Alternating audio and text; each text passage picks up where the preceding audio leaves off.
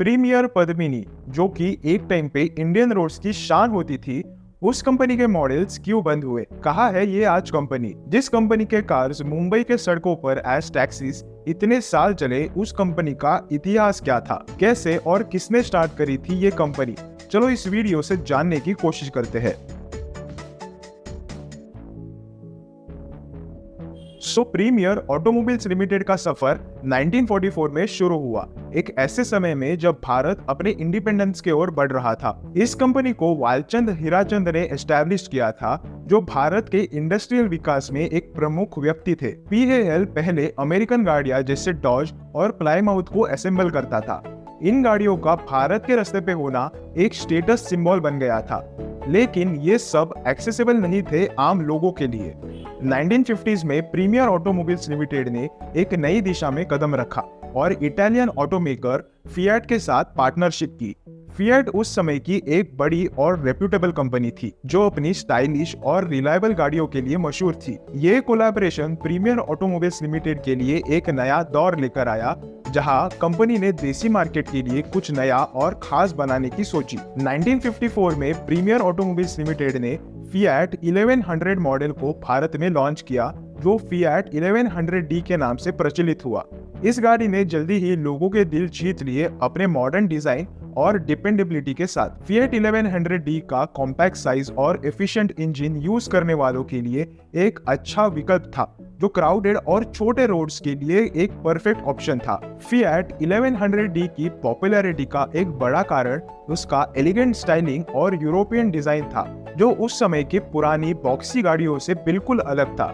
इस गाड़ी ने जल्दी ही मिडिल क्लास फैमिलीज के बीच अपनी जगह बना ली, जो एक रिलायबल और स्टाइलिश व्हीकल के तलाश में थे। ये गाड़ी आम लोगों के लिए एक सपने की तरह थी, जो अपनी डेली लाइफ में एक थोड़ा लग्जरी और सोफिस्टिकेशन लाना चाहते थे। 1972 में भारत में एक बड़े मार्केटिंग और ब्रांडिंग डिसीजन के तहत फिएट 1100D को प्रीमियर पद्मिनी नाम दिया गया। प्रीमियर पद्मिनी का नाम राजपूत रानी पद्मिनी के नाम पर रखा गया था। रानी पद्मिनी अपनी खूबसूरती और शान के लिए मशहूर थी। इस गाड़ी को ये नाम इसीलिए दिया गया क्योंकि ये भी अपने एलिगेंट डिजाइन और क्लासी अपीयरेंस के लिए फेमस थी। इस नाम से गाड़ी को एक भारतीय पहचान मिली और लोगों को ये और भी पसंद आई। प्रीमियर पद्मिनी का नाम सुनते ही लोगों के दिमाग में एक भारतीय पहचान आई, जो इस गाड़ी को और भी करीब ले आई। प्रीमियर पद्मिनी में एक 1089cc का इंजन था, जो लगभग 40 हॉर्स पावर प्रोड्यूस करता था।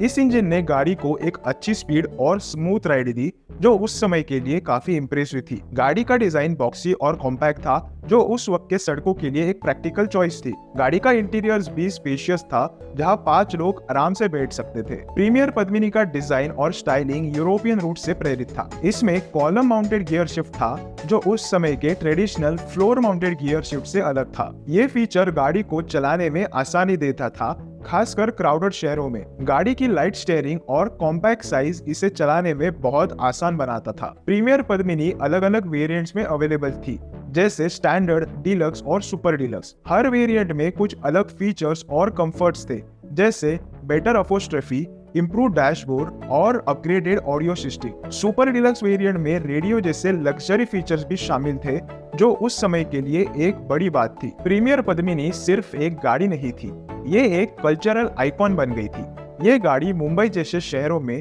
टैक्सीज के रूप में भी बहुत पॉपुलर थी। टैक्सी ड्राइवर्स इसे अपने ड्यूरेबल और लो मेंटेनेंस के लिए पसंद करते थे।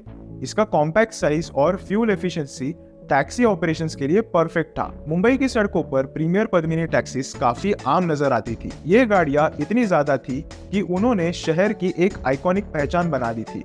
जब लोग मुंबई के बारे में सोचते थे, तो उन्हें प्रीमियर पद्मिनी टैक्सीज याद आती थी, जो उनके लिए एक आम और खास दोनों चीज थी। ये गाड़ियां मुंबई की लाइफस्टाइल का एक हिस्सा बन चुकी थी, जहां हर दूसरे कोने पर आपको ये देखने को मिल जाती थी। लोगों के बीच प्रीमियर पद्मिनी एक स्टेटस सिंबल बन गई थी।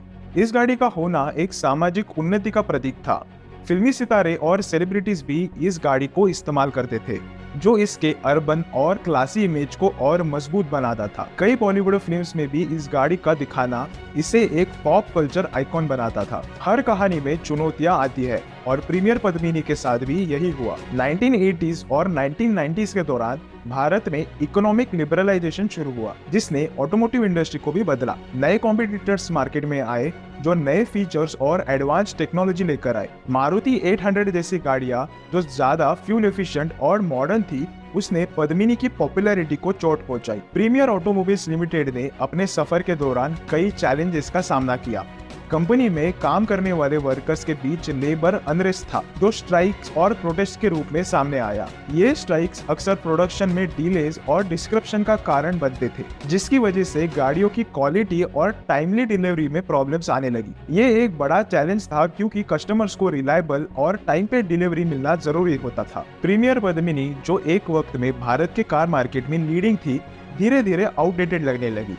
नए कॉम्पिटिटर्स अपने गाड़ियों में fuel injection system, improved fuel efficiency और बेटर सेफ्टी फीचर्स दे रहे थे, जो प्रीमियर पद्मिनी में नहीं थे। ये नए फीचर्स सिर्फ कन्वीनियंस और कंफर्ट ही नहीं, बल्कि सेफ्टी और एफिशिएंसी भी इंप्रूव करते थे। Fuel injection system for example engine का परफॉर्मेंस को ऑप्टिमाइज करता है और बेटर फ्यूल एफिशिएंसी और लोअर एमिशंस देते हैं। ये फीचर उस वक्त के एनवायरनमेंट फ्रेंडली टेक्नोलॉजीज के हिसाब से एक इम्पोर्टेंट था, लेकिन प्रीमियर पद्मिनी में ये सिस्टम्स नहीं थे क्योंकि ये गाड़ियां अपने बेसिक डिजाइन और टेक्नोलॉजी में उतने बदलाव नहीं कर पाई थी। 1990s के दौरान प्रीमियर पद्मिनी की डिमांड घटने लगी। कंपनी का प्रोडक्शन वॉल्यूम धीरे धीरे कम होता गया और आखिरकार 2000s में प्रीमियर ऑटोमोबाइल्स लिमिटेड ने पद्मिनी का प्रोडक्शन ऑफिशियली बंद कर दिया। PAL ने कुछ नए मॉडल्स भी लॉन्च किए, जैसे PAL Peugeot 309, लेकिन ये मॉडल्स मार्केट में सक्सेसफुल नहीं रहे। 2004 में प्रीमियर ऑटोमोबाइल्स लिमिटेड ने अपने ऑटोमोटिव मैन्युफैक्चरिंग ऑपरेशंस को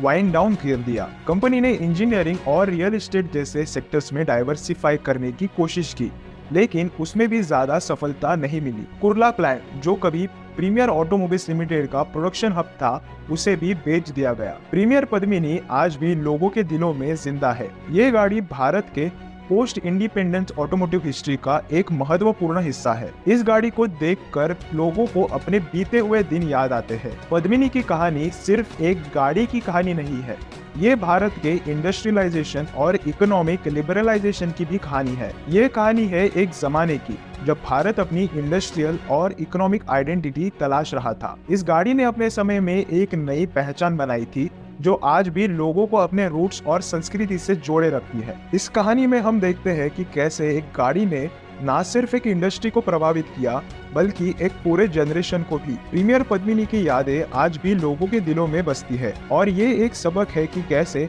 कल्चरल आइकॉन्स बनाई जाती है और उनका एक लास्टिंग इम्पैक्ट होता है। वीडियो अगर इंटरेस्टिंग लगी हो तो वीडियो को लाइक जरूर करना।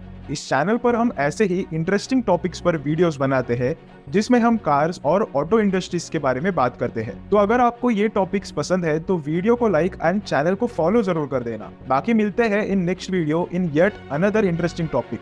Till then, ride safe and drive with responsibility.